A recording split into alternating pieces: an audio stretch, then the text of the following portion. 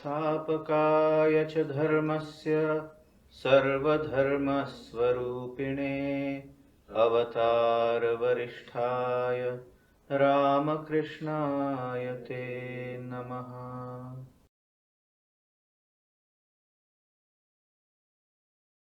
Dear friends, welcome back to the study of the Bhagavad Gita, chapter 5. We have been repeating these shlokas, few shlokas of the beginning, introductory shlokas, for the last several weeks. The purpose is that when Arjuna asks Sri Krishna that from one point of view, at one point of time of advising me, I see you are praising sky high, praising extraordinarily the concept of karma sannyasa, total rejection of karma, the literal meaning. And at the same time, on other occasion, you are praising sky high the concept of karma yoga. And I am really confused. From your point of view, I do not understand which path, which discipline is good for me to follow, which is the better of the two. That between the two, what is good for me, what is better for me, karma sannyasa or karma yoga? It's a very commonsensical, popular question. We all are confused. What karma sannyasa means, total rejection of performance of all duties, whether it is scriptural or it is temporal, worldly. So that is one karma yoga, karma sannyasa. That means I have nothing to do. I move out of the society, I go to the hills and dales, and no sense of duty, no activity, because I would like to get rid of performing my duties of life. Karma sannyasa. And another way you say karma yoga. That is, you make a karma a bridge between yourself and Ishvara, divine, the God, by converting the concept of work into a concept of worship. That is what he has said. That is what Arjuna asks. And it seems Arjuna talks to Sri Krishna on our behalf, as if he is our representative. Now, he replies in the second shloka itself. And all our discussions during the last few discourses were centered around this question, this answer, certain clarifications, right up to the seventh shloka. We have read it over and over again. Today we move on to the seventh and the eighth shloka. Now, very rapidly, what is Krishna's answer? He says, look, Arjuna, Sri Bhagavan Uvacha, Krishna in a determinative, authoritative manner is telling us which we should try to understand, to absorb, and to put it into practice. Before doing that, We have to understand it clearly. So let us try to understand clearly the meaning of the shloka. First, it is informative. Secondly, that information graduates into an education. That education graduates into instruction. And while following the instruction, what happens to you, that description is also given there. Informative, educative, instructive, descriptive. This is what it is. So please kindly pay all your attention to the study of the second shloka. What does he say? Sannyasa karma yogascha. Sannyas, karma sannyasa, and karma yoga. Chakar is and. Both these two different avenues, different paths, different methods. Nisraya kara. Ubhau. Both of them are means to Nisraya. Nisraya means nirvana mukti. Moksha mukti. Nisraya, the sublime good. There is nothing better than that, the end of it, which is moksha and mukti. And what is moksha and mukti? From an universal.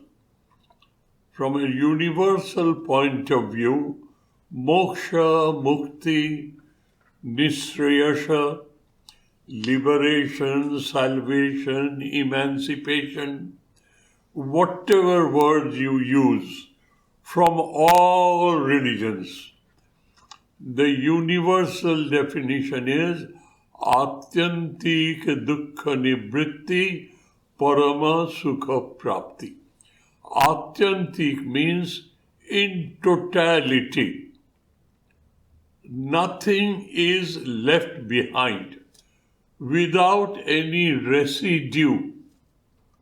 In totality, dukkhasya nivritti. The very concept of sadness, unhappiness, misery disappears from your mind.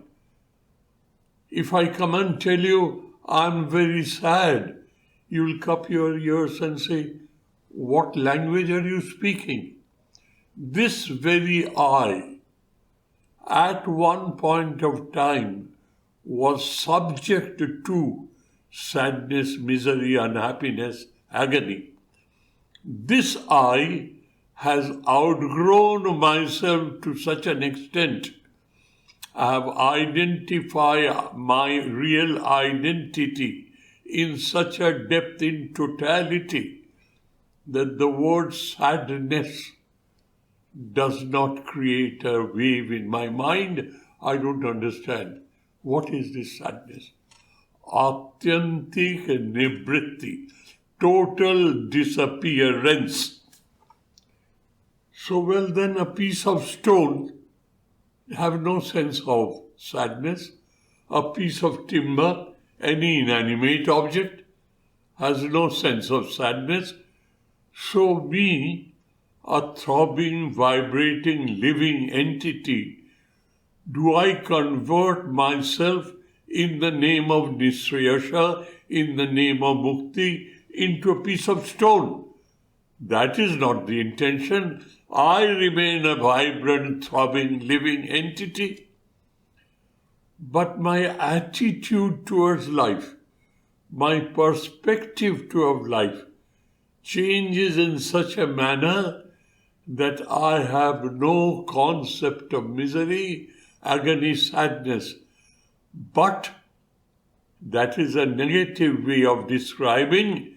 The positive way of describing is parama sukha prapti.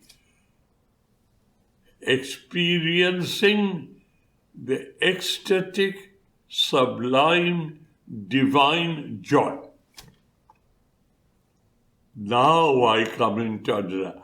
I am, I remain, I do not convert myself into an emotionless, sensationless piece of inanimate object.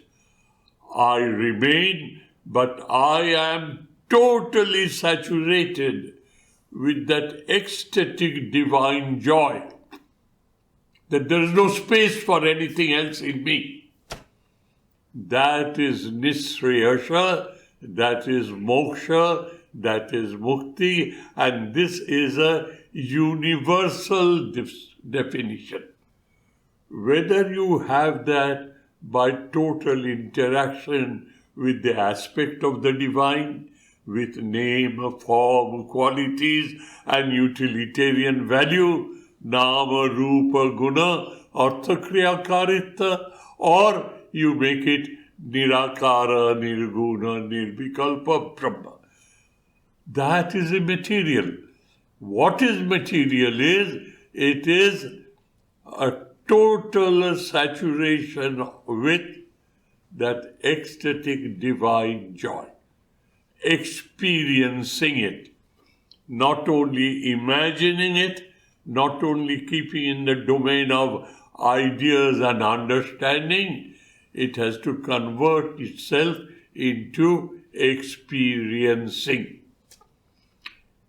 Nishreyasha karauvo. Karma sannyasa leads to that atyantik dukkha nivritti, paramasika prapti. Karma yoga leads you there. There is no doubt about it. Now read the second line more carefully. Tayostu,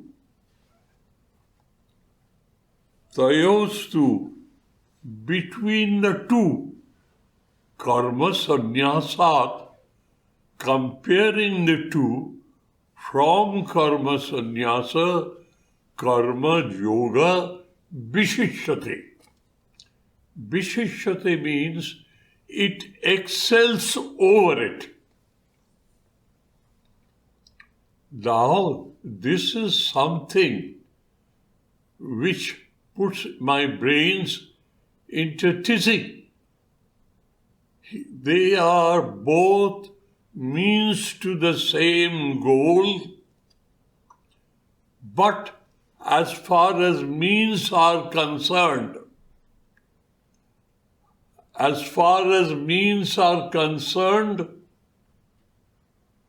between the two, karma yoga vishishyate. Karma yoga excels over karma sannyasa. This is God's good word. It's not mine or yours. That means the goal remains the same. If you want to hear from me, listen carefully. The means to reach that goal, one is karma sannyasa, the other is karma yoga.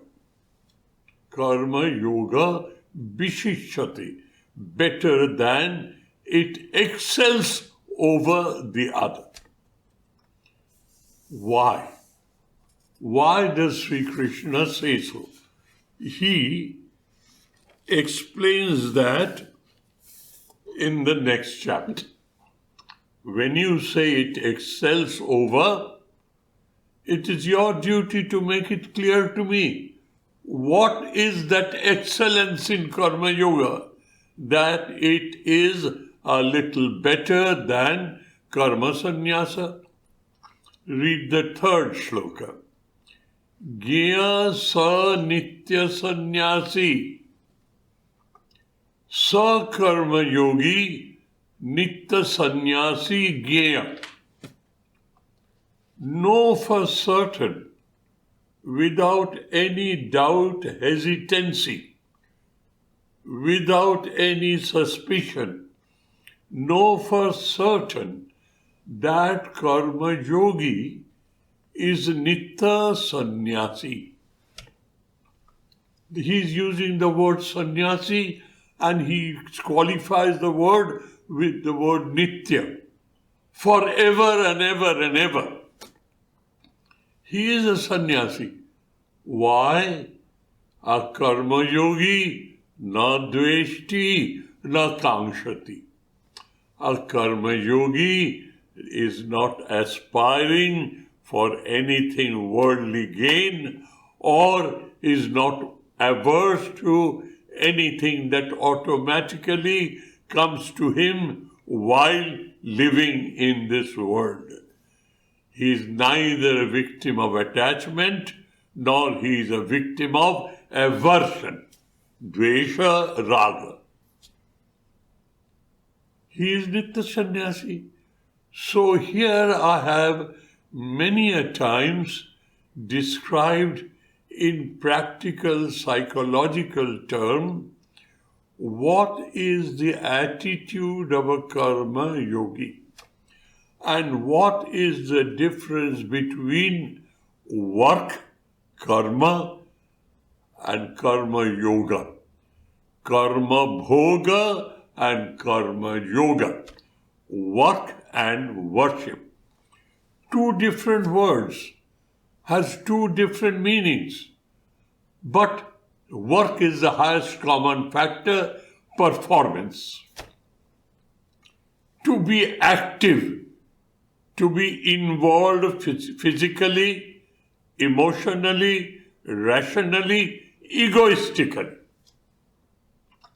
As I keep on telling you, let me make myself an example now.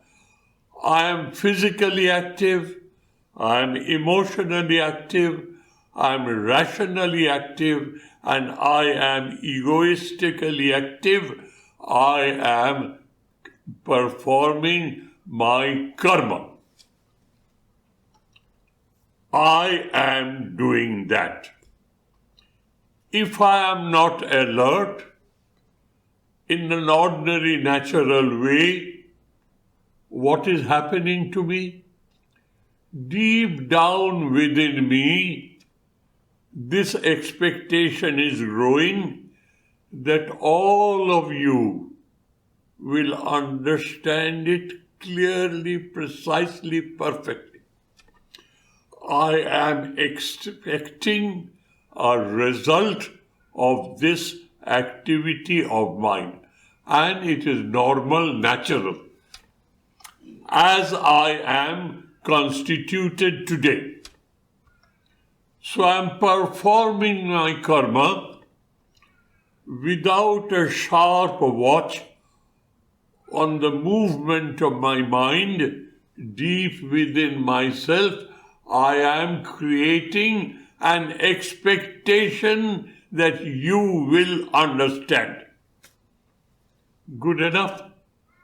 After the discourse is over, you very seriously, sincerely, truthfully come and tell me, "Oh, Swamiji, it was wonderful.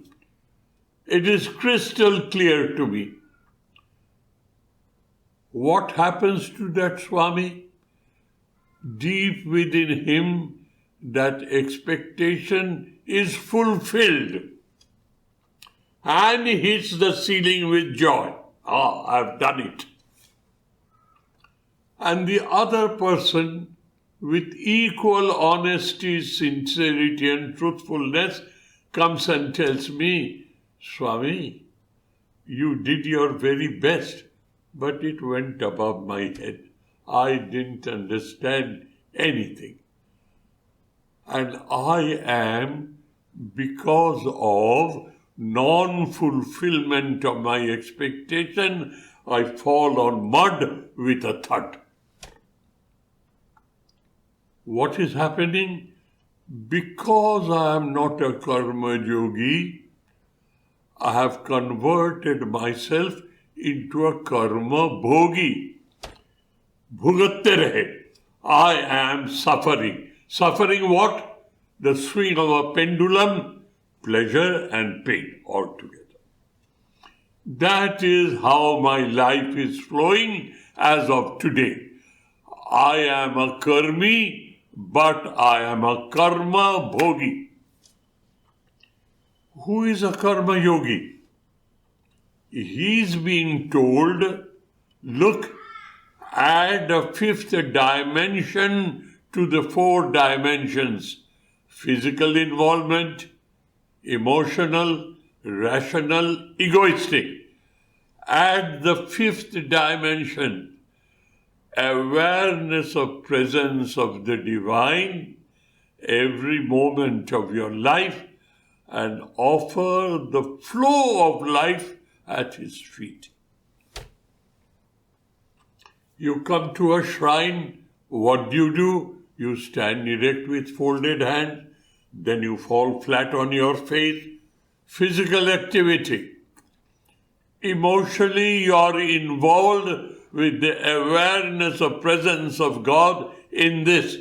But rationally, you know, this is a picture, a material, but it is a symbol of something that it symbolizes, that is, it symbolizes the presence of the divine.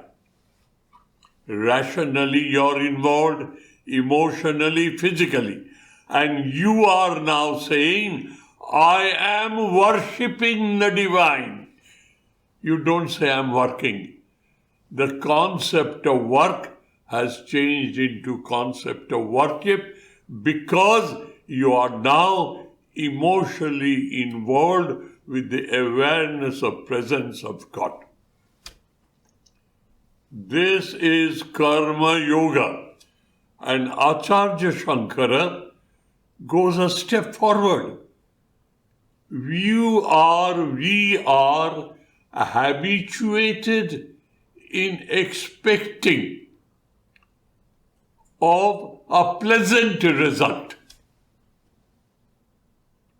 He says, mind you, when you convert your life into an endless worship of the divine, tatra ishvara api me tushyatu iti sangam tvakta. When I am performing the art of karma yoga, I should be very watchful. I expect nothing from him. I am performing my duties of life as a karma yogi, Ishwararpana buddhya kriyamane karmani satta suddhija jnana prapti yogyata bhavati. This is what Shankara says, that you perform your duties of life, convert it from the concept of karma yoga, convert it into karma bhoga, pardon me, convert it from the concept of karma bhoga into karma yoga. You have done it. You will be aware of the presence of the divine within you and without you all the time. People will say he is very social, very happy, very interactive, very approachable. But he knows he is interacting with God in diverse shapes and forms and names and qualities and utilitarian value. This is the excellence between the concept of not egocentric activity but divine-centric service. That fifth dimension is the awareness of presence of the divine every moment of your life, and you convert your life into an endless, uninterrupted awareness of presence of the divine, and your flow of life is dedicated to him. Such a person, no, he is a nitya sannyasi. He has no attachment whatsoever. And that is what sannyasi is. So you become a karma sannyasi by becoming a karma yogi from a karma bhogi as of today. Gya sa nitya sannyasi yo na dveshti na kankshati nirdando hi mahabaho sukham bandhat pramuchyate. Once you have developed that equanimity, that serenity, that poise, that stability, nirdanda, there is no dual throng in it, no duality in it, a stable platform of equanimity, serenity, poise, stability. Sukham bandhat pramuchyate. Very easily you will cross this ocean of life and death, cross the bondage of attachment. This is how this is how Sri Krishna explains to you the difference between karma sannyasa and karma yoga. We have studied it in great detail from many perspectives for very many discourses. Let us stop now. Let us go ahead. Jat sankhya prapyate sthanam and sankhya yogo pritak bala pravadanti na pandita ekamapi astita samyak ubayor vindate phalam. I give you a geometrical example. Conceive of a circle. A circle has a circumference, a radius, and a center. When the circumference is equally divided into 360 parts, we call it a degree. A circle is comprised of 360 degrees. That is what a circle is. That degree is subdivided into minutes. That is 360 multiplied by 60 is a number of minutes. So many points on a circle. From each point you can draw a radius, it goes to the center. Then each minute is divided into 60 parts known as seconds. So a circumference of a circle has 1,296,000 points known as seconds. From all those points, if you draw a perpendicular, you will reach the center. Two radii are not the same, but they reach the same goal. This is how you understand what it means that both of them, both of them are Nisraya Shakara. They lead to the same goal, but the paths are different. That means management of our own antakarana, our own mind, our own chitta vritti is our sadhana. And if there are more than a quadrillion people in the world, each one has a freedom to work out his or her destiny. Each one can reach that goal by management of his own personality, antakarana, chitta vritti. This is what the universality of the Gita is. Now let us move on. He says, now, what I say as karma bhoga, he puts it another word in shloka number 6. Sannyasastu mahabaho dukkham aptum ajogata.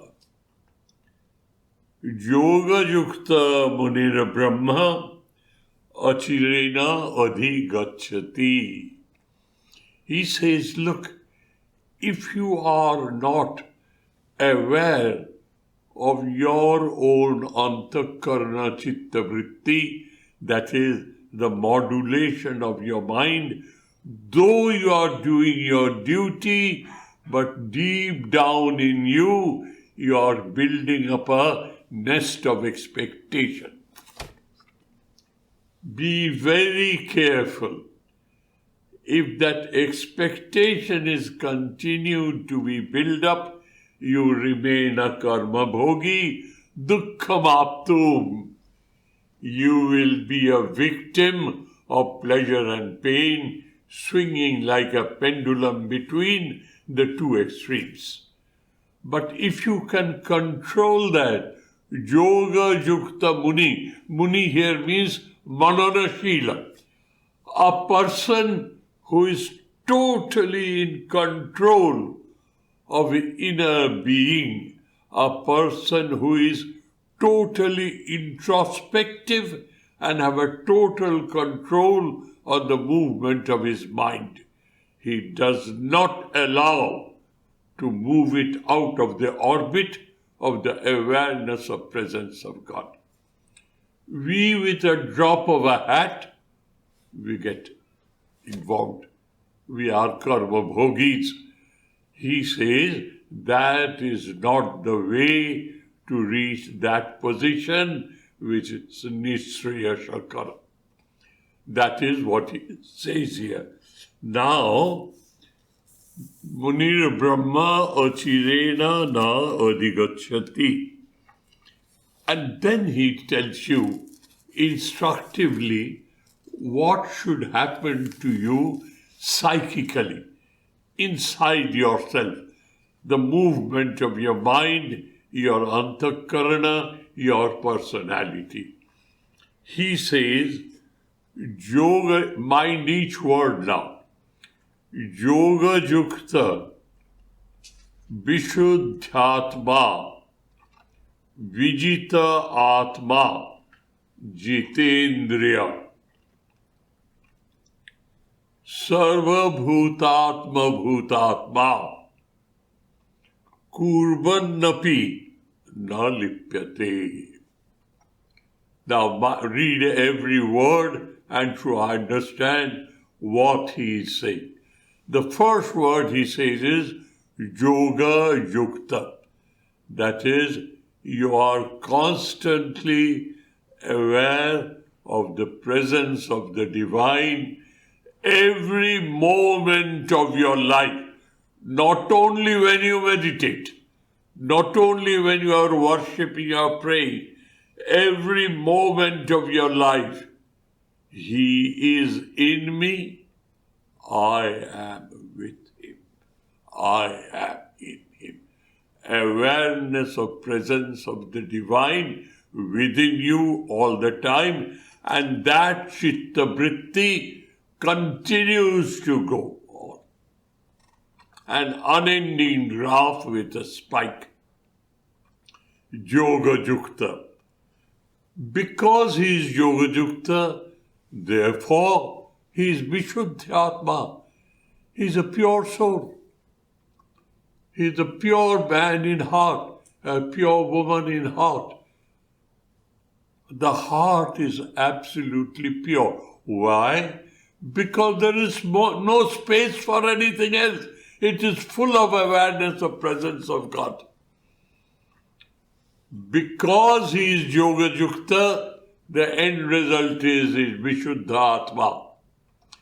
And bijita atma. Here atma means the body. He has totally control of his body-mind complex. And therefore, he is vijita indriya. All the sense organs, they are active. But how are they active? I see a chair. I see its name, I know its name. I know its shape. I know its utilitarian value. I know everything about the chair. But surpassing all this knowledge, I know it is. The isness is there. What is that isness? The ever-presence of the divine. That isness is paramount in my mind. I interact with all of you. I see you by your name, call you by your name, see you by your face, interact with you emotionally and rationally and egoistically. But I know I am interacting with my Ishtadeva and nobody else. There is no other thing in my life. I have control on my indriyas. They are not concentrating on the diversity of the object. It is concentrating on the unity hidden in the object. Oneness of the object. Jitendriya. Sarva bhuta antara atma. Sarva bhuta atma bhuta atma. This is a very, very, very important word. That is the cause on which all this has been created. Sarva bhuta, diversity of the whole cosmos. Atma bhuta, essence in that diversity is the presence of the divine. Atma bhuta, he has identified himself with that Sarva bhuta, Atma bhuta, Atma. The word Atma has been used several times, but with a purpose. You will read it as Sarva bhuta, Atma bhuta, Atma. Sarva, all diversity. Sarva bhuta. Anything that is manifest, anything that is experienceable by my five sense organs or by my imagination. Sarva bhuta, Atma bhuta. What is the essence in them? The divine. Omnipresent, omnipotent, omniscient, divine. Sarvatragam achinta rupam. He is everywhere, but he cannot be seen with your sense organs. His presence is asserted by your rational conviction. What is that rational conviction? Sarva bhutasya atma bhuta. The essence behind the diversity or contained in the diversity. I am that. Sarva bhuta atma bhuta atma kurbannapi na lipyati. While living in this world, you find him, he is absolutely involved, but he knows he is not involved. So now he has said something which is beyond our understanding.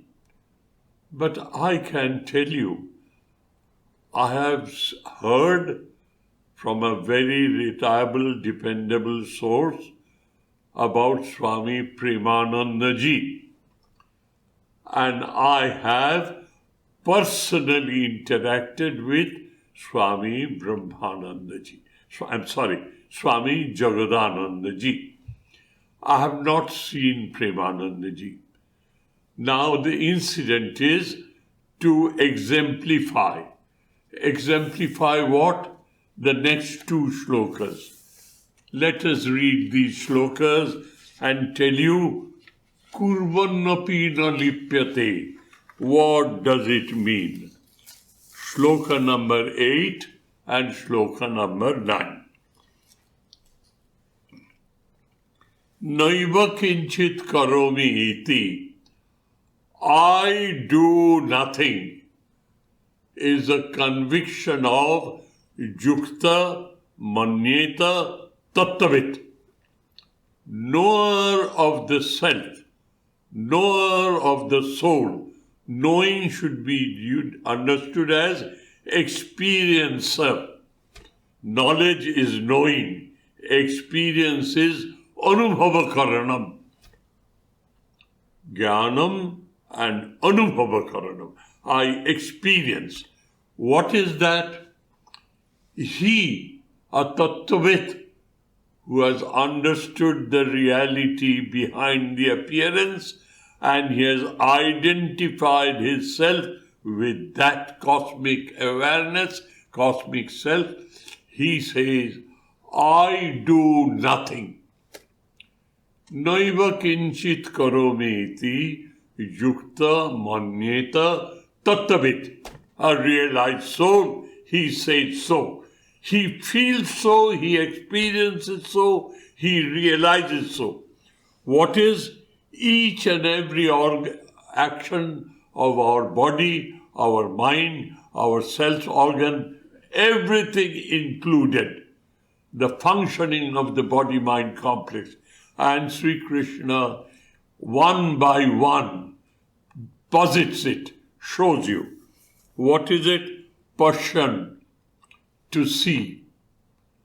I say, I see. They say, it is the eyes, they are doing their work. I am not involved. The eyes are doing their work. I am separate. Passion, Sridharananda here, Sprishan is touching, Jigran is smelling, Ashnan is tasting, Gachan is going, Swapan is dreaming, Swasan is breathing.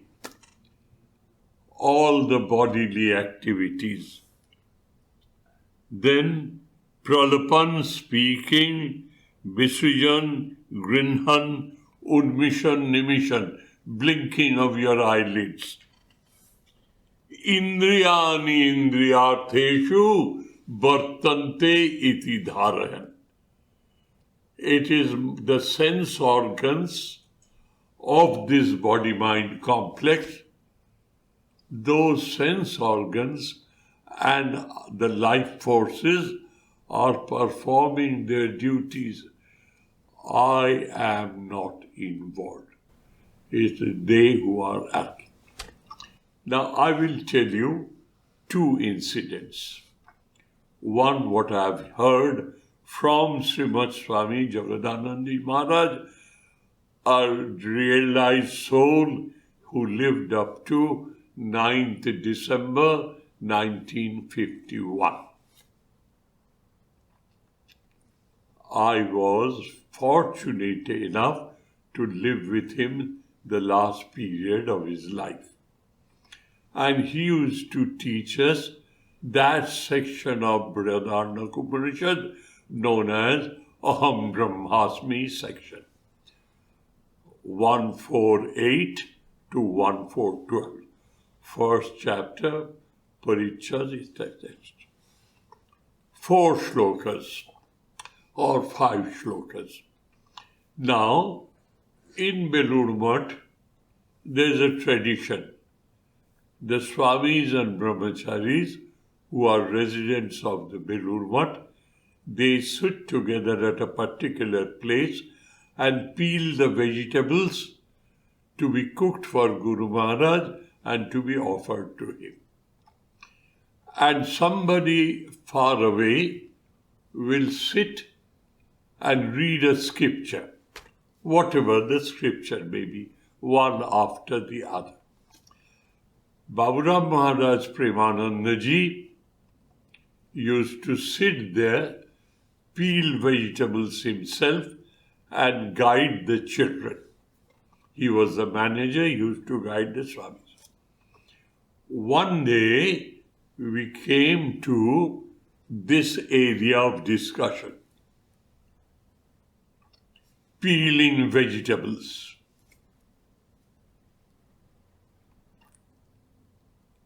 And all of a sudden, Premanandaji said, boys, listen to me and look at me. And then he started peeling a potato. Ami Kori, I am peeling a potato. He is involved in this bodily activity.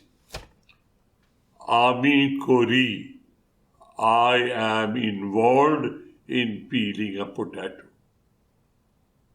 And after a second, he continues to peel the potato and says, Ami Kichui Korina, I do nothing. But his hands were peeling potato. Jagadananda ji was present that day there peeling. He said, all of us could feel he is at one moment of time identifying himself with this body-mind complex, and the next moment by his will he detaches himself. And it was so palpable, concrete, tangible that we are almost flooded with that idea, Ami Kori, Ami Kichui Korina. I don't do anything, whereas his fingers were active and he was peeling a potato. This is what it is. This is what the Gita is theoretically, academically trying to explain us. What is Karma Yogi's goal? Now, the next incident which I have seen myself while interacting with him. In the last days of his life, he was, according to we young Swami, he was very obstinate. What was his obstinacy? He will go out for an evening walk. And he had a length and a distance and a path in Almora township on the main road up to the marketplace. As soon as the crowd started, he used to walk back. While walking, though he had a stick, but he used to wobble, and we used to stand along him so that if it happens, we will prevent him from falling and breaking his bones. I would like to say, as I was very close to him emotionally, and he gave me that freedom, one day I told him, Maharaj, you are becoming very obstinate and unreasonable. If you fall down and break your bones, Maharaj, what will happen? He stops walking, and he had a habit of swirling his stick, and to emphasize his point, he used to hit the stick with a noise on the floor.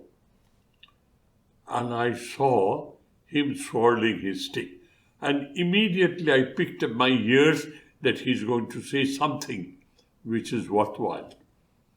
He says, look, young man, I have achieved what this body had to achieve. I am not involved if this body falls and dies on the roadside drain. Neither am I involved if this body dies at the door of a temple.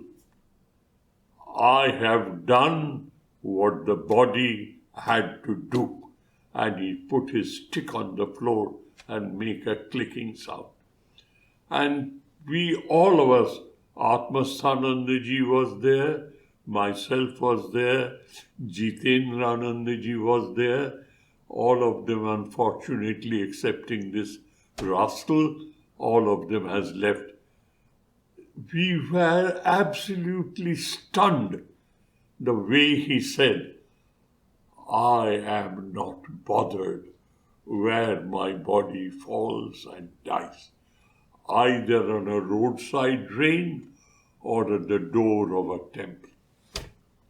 And we could very well realize unstoppably how a realized soul behaves till his body falls off. Naiva kinchit karomi iti yukta manyeta tattavit. And all the activities. And the last sentence is Indriyani indriyartheshu vartanta iti dharayan.